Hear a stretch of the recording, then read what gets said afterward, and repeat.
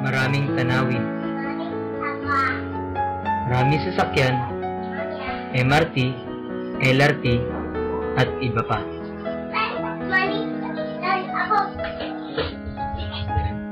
Maraming tao, nagmamadali, nag-aabang ng sasakyan, nakasakay, bumababa, namimili.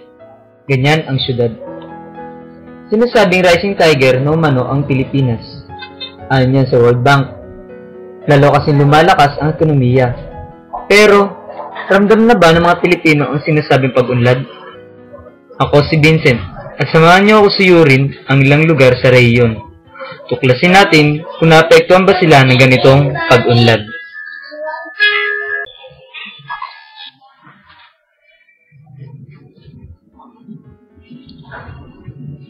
Kung ikukumpara sa umunlad na syudad,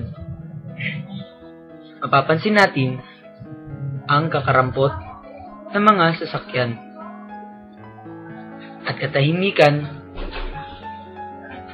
sa ilang mga lugar, kabahayan, mga barangay. Ilang mga barong-barong na hindi mo akalain na iyong makikita sa ganitong lugar.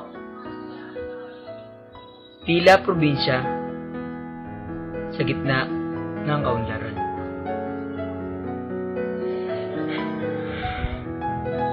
Probinsya na hindi naambunan ng pag-unlad at paglakas ng ekonomiya. Sa ganitong lugar ay mapapansing simple lamang ang pamumuhay ng mga mamamayan. Mga taong manasapat na edukasyon at mga pamilyang napakamura ng mga bilihin. At yan ang tara, pasukin natin ang tila kakaibang mundo mula sa ating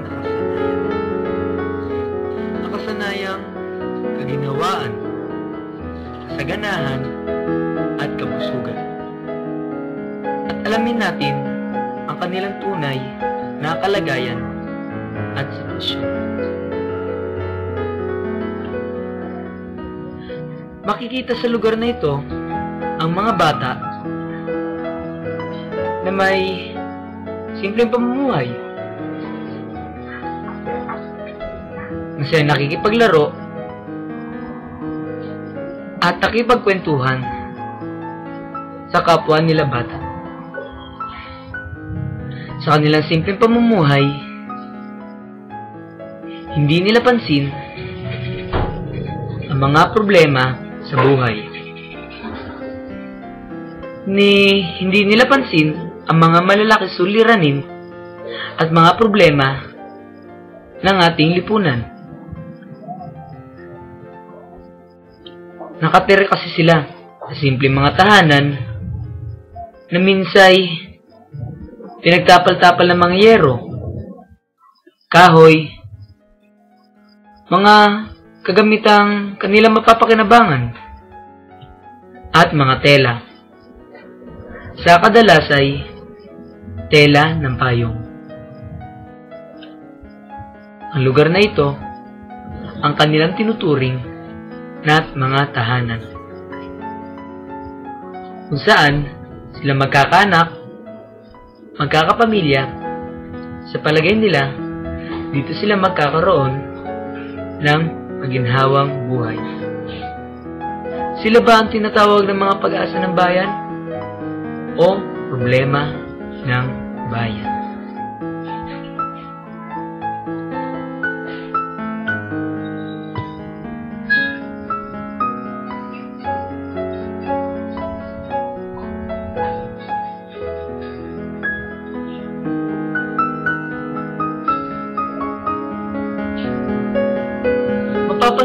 natin ang ilang mga kabataang imbis na nag-aaral at nakikinig sa mga guro ay mahabang naghahanap ng pera at nagbabanat ng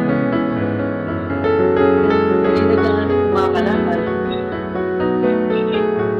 kalakal na ibibenta pagkanin mga kaunting pera o halaga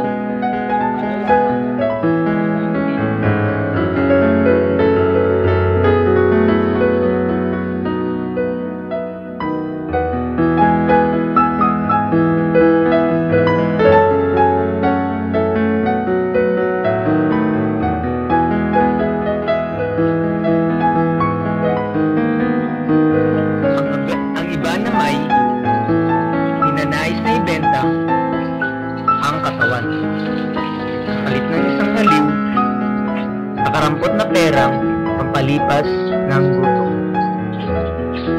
Para sa isang araw o higit pa, masakit mga aminin ay lalo pang dumadami ang mga kabataang naaakay ng ganitong gawain. Ang kalimitan ay ginagawa itong libangan. Si Jess naman, pinipilit na iyaon ang buhay. Dinay siya mag-aral, kasabay niyang pagtatrabaho. Ang pagbabanat ng buto sa gabi. Isa siyang tricycle driver. Minsan pa nga'y sa paaralan na siya natutulog dahil sa puyat. Hindi naman niya iniinda ang hirap. Ang mahalagay may kinabukasan para sa kanya at kanyang pamilya.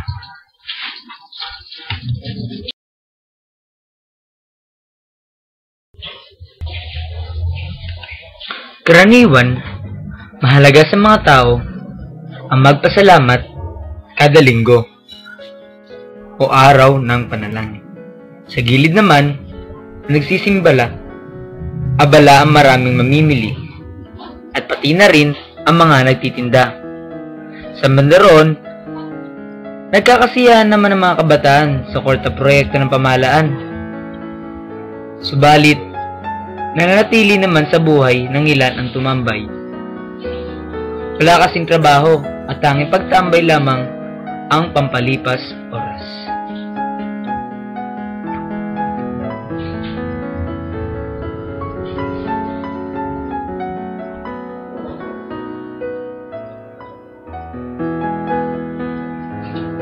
At ang iba namay inuubos ang oras pagsusugal. Hinarapat na magsugal kasama ng ilan ang mga anak kaysa magtrabaho at magimpok. Yan na ba ang sinasabing rising tiger ng bansa? O tila dahil sa kultura o kinamulatan kaya ang ilan ay patuloy sa buhay?